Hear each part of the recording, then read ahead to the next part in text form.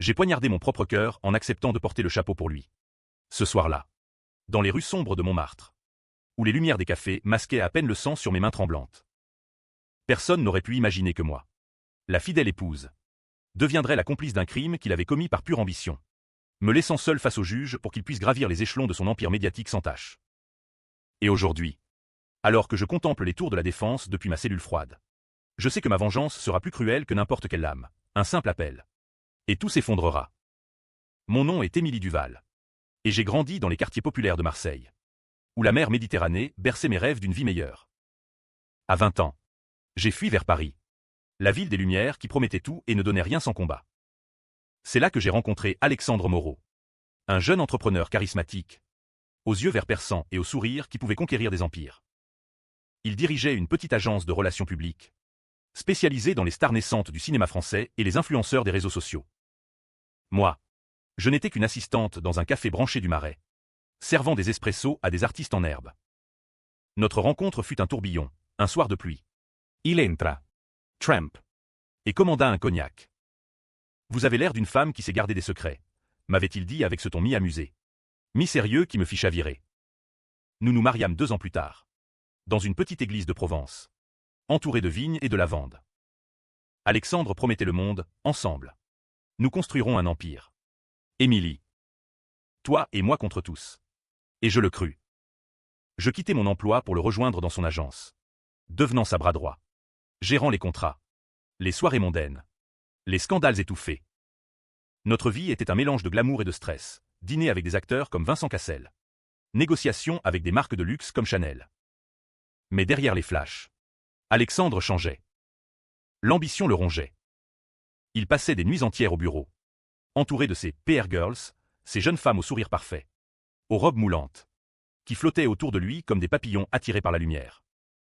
La trahison commença subtilement. D'abord, des messages tardifs sur son téléphone, que je surprenais par accident. Puis, des absences inexpliquées. C'est pour le business. Chérie, disait-il en m'embrassant distraitement. Mais je sentais le parfum d'une autre sur sa chemise. Une nuit, je le suivis jusqu'à un hôtel discret près de l'Opéra Garnier. Là, je le vis avec elle, Sophie Laurent, une de ses employées. Une beauté fatale aux cheveux noirs cascadants, ambitieuse comme lui. Il riait. And laces. Pendant que je restais dans l'ombre, le cœur brisé. Pourtant, je ne dis rien. Par amour. Par peur de tout perdre. Alexandre montait en flèche, son agence, renommée Moreau Relations, gérait maintenant les plus grands noms du showbiz français. Des contrats avec Netflix pour des séries. Des partenariats avec L'Oréal. Il apparaissait dans les magazines comme Vanity Fair, posant en costume sur mesure. Moi relégué à l'arrière-plan. Tu es mon rock. Émilie, murmurait-il. Mais son rock s'effritait. Puis vint le soir fatidique. Nous étions à une soirée de gala au Grand Palais, célébrant un nouveau client. Un réalisateur controversé accusé de harcèlement. Alexandre était ivre de succès, flirtant ouvertement avec Sophie devant tout le monde. Humilié. Je rentrai seul. Mais il me rejoignit plus tard. Paniqué. Émilie. J'ai fait une erreur terrible. Il avoua, lors d'une dispute avec un concurrent. Un homme d'affaires rival nommé Pierre Duval, ironie du sort.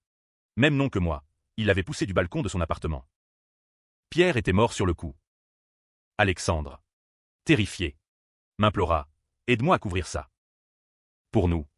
Pour l'Empire. Folle d'amour. Je l'aidai. J'effaçai les traces. Inventé un alibi. Mais la police enquêta. Alexandre, malin, me fit porter le chapeau, il planta des preuves chez moi. Me fit avouer sous pression que c'était un accident lors d'une visite chez Pierre pour affaires.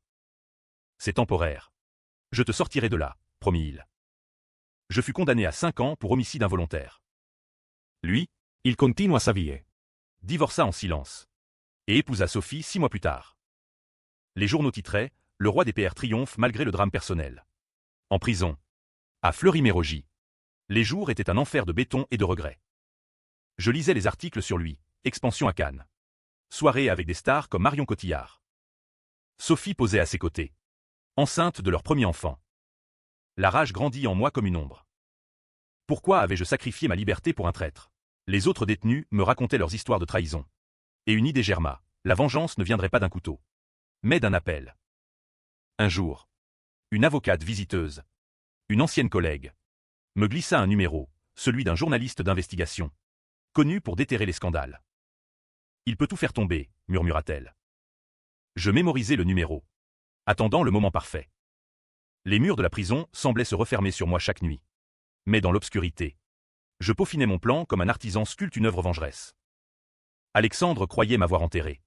Mais j'allais ressurgir tel un fantôme du passé, armé non pas de violence, mais de vérités enfouies qui ébranleraient les fondations de son empire. Et cet appel, ce simple geste, deviendrait le déclencheur d'une chute spectaculaire, où chaque révélation serait une lame dans son dos ambitieux. De ma cellule, je commençais à tisser ma toile. J'utilisais les appels autorisés pour contacter des alliés discrets, une ancienne employée de l'agence, licenciée injustement par Sophie, qui gardait des dossiers compromettants.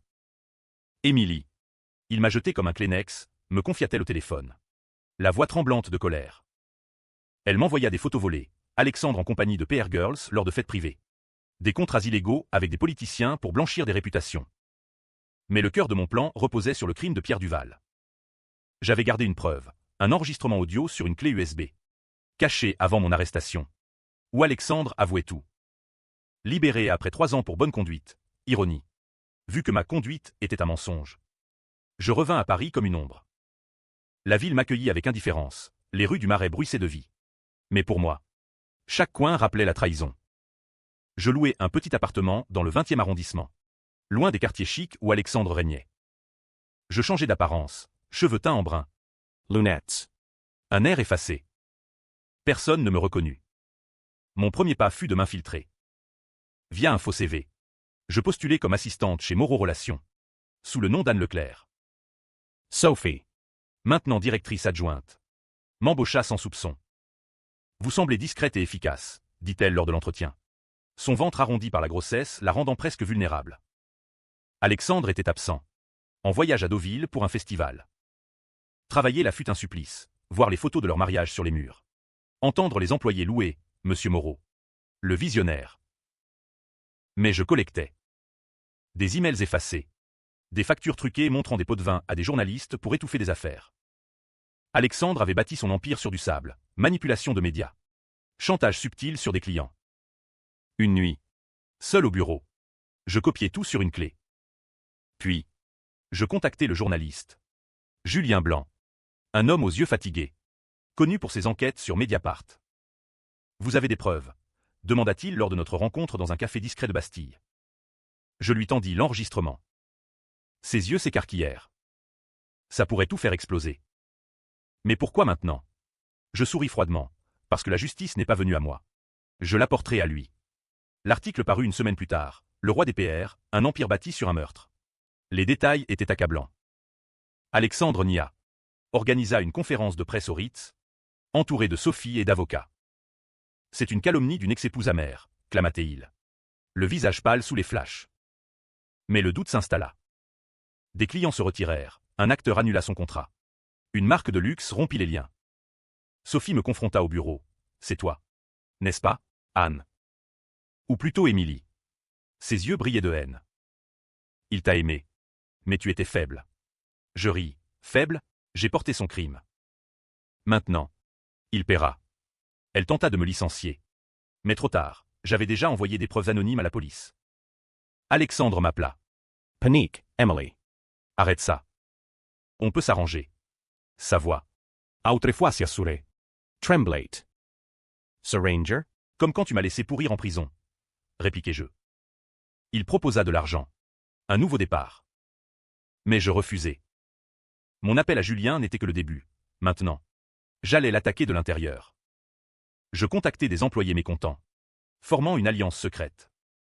Une comptable révéla des fraudes fiscales, un graphiste, des plagiats de campagne. Ensemble, nous sabotâmes subtilement, fuite de documents, annulation de rendez-vous. L'empire craquelait. Pourtant, Alexandre contre-attaqua. Il ingaggia un détective, qui découvrit mon alias. Une nuit, il m'attendit chez moi. L'air hagard. Pourquoi? Emily, j'ai tout donné pour nous. Mensonge. Tu as tout pris, rétorquai-je. Il pleura. avoua son amour pour Sophie. Mais aussi ses regrets. Le meurtre. C'était un accident. Mais ses larmes ne m'émurent pas. Je le repoussai. Et le lendemain, un nouvel article sortit, des preuves de ses infidélités professionnelles. La tensión montait. Les médias se divisaient. Certains voyaient en moi une victime vengeresse.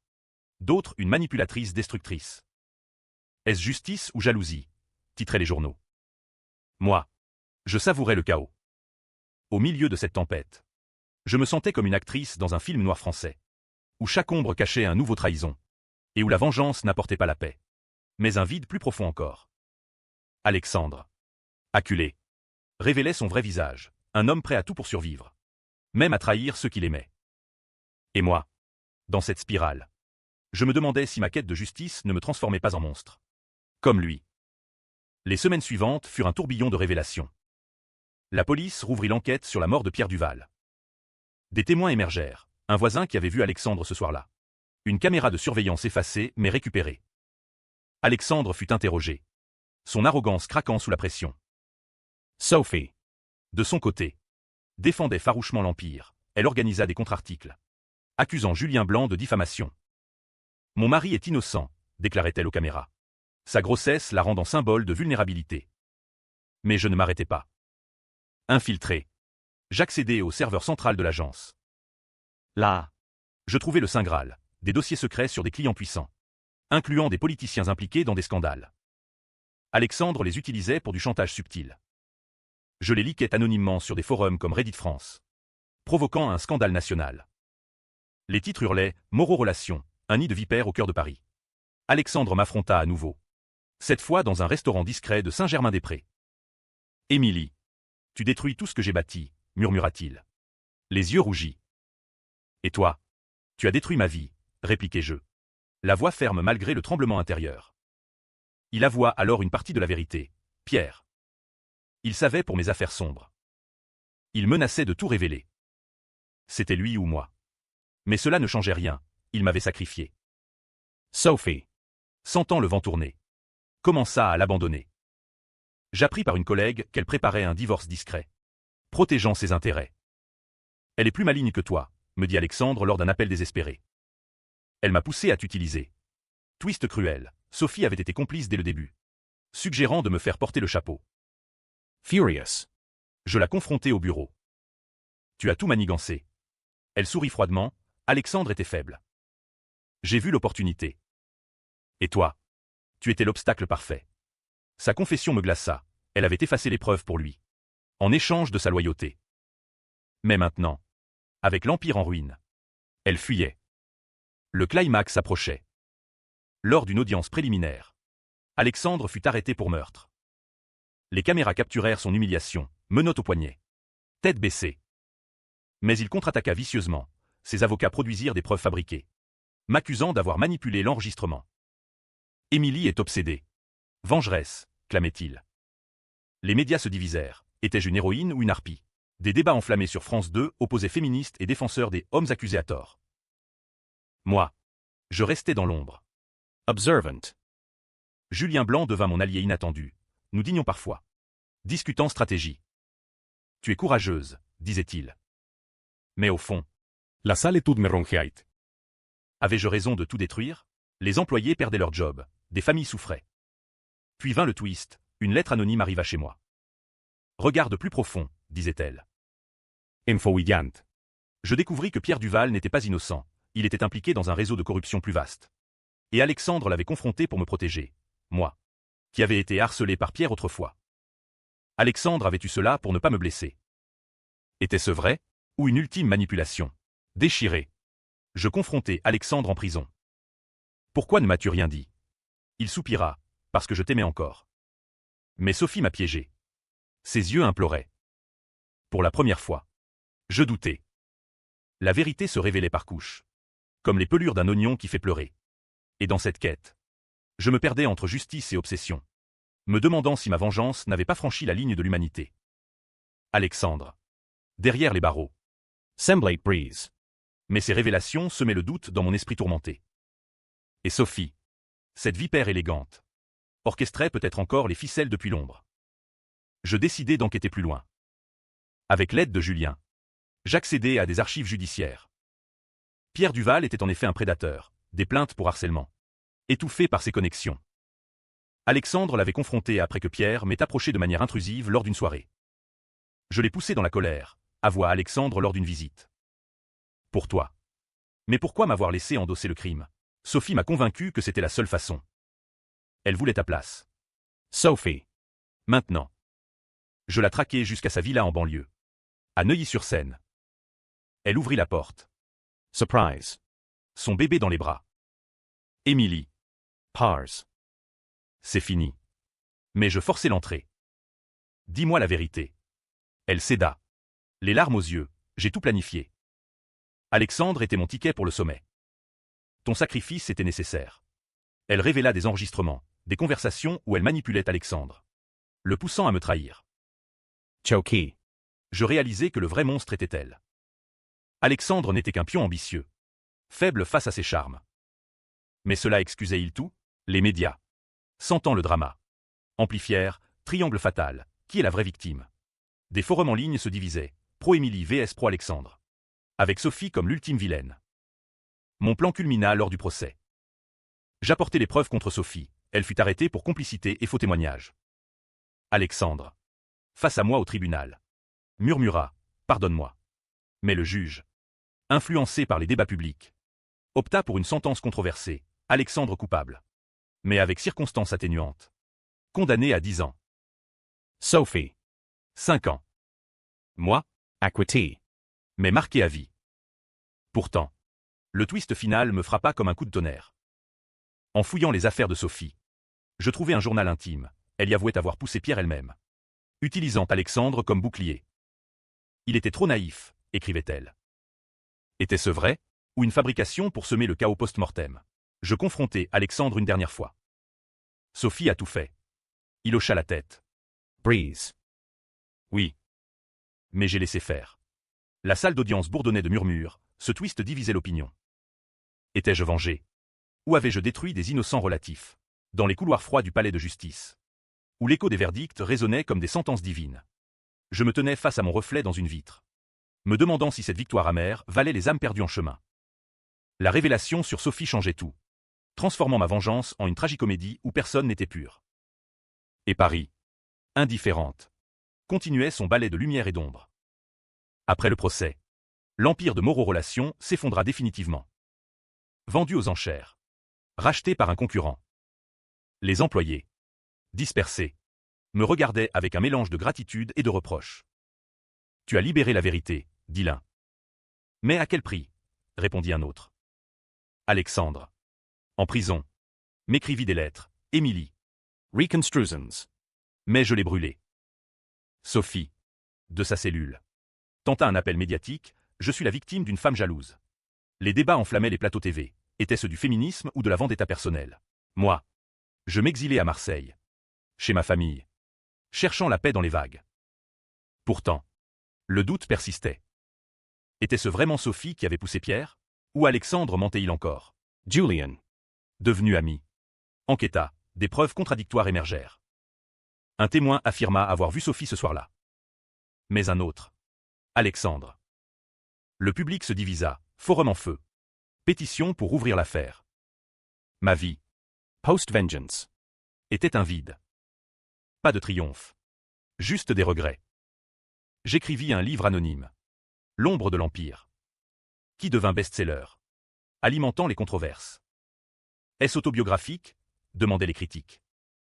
Un soir, Alexandre s'évada, ou fut libéré, et me contacta. Rencontrons-nous. À Paris. Sur le pont des Arts. Il apparut. Amagri. La vérité, c'était un accident. Mais Sophie a tout manipulé pour me lier à elle. Il pleura. Touché. Je failli su pardon. Mais un appel anonyme m'avertit, c'était un piège. Sophie derrière. Le climax final, une confrontation à 3. Dans un appartement abandonné. Sophie. Libérée sous caution. Arma en main. Vous deux. Vous m'avez ruiné. Alexandre se sacrifia. La désarmante. Mais blessé. Police arrivée. Tout s'éclaircit, Sophie coupable ultime. Au crépuscule de cette saga. Alors que les sirènes hurlaient dans les rues de Paris, je réalisais que la vengeance n'était pas une fin, mais un cycle infernal qui nous avait tous consumés. Alexandre Agonisant. murmura, je t'aime encore. Sophie menottait, cracha, vous méritez ça. Et moi, survivante, je contemplais les décombres, me demandant si la justice existait vraiment. Alexandre survécut, mais paralysé. Condamné à vie en fauteuil. Il fonda une association contre la manipulation médiatique. Sophie, emprisonnée à perpétuité. Moi, je repris ma vie. Écrivant. Voyageant. Mais le twist persista. Une lettre posthume de Pierre révéla qu'il avait orchestré sa propre mort pour échapper à des dettes. Vivant sous fausse identité. Tout était un mensonge, les médias explosèrent, le scandale Moreau, un hoax géant. Débats interminables. Division publique. Étais-je héroïne ou dupe? Le livre se vendit plus. Mais mon cœur restait brisé. Finalement, je choisis le pardon partiel. Visitant Alexandre, je dis, on recommence. Sans empire. Il surit faiblement. Happy end ambigu. Ubi KCH voilé. Le lecteur décide. Paris m'accueillit à nouveau. Ses lumières promettant un nouveau chapitre. Mais dans l'ombre. Je sais, la trahison laisse des cicatrices éternelles.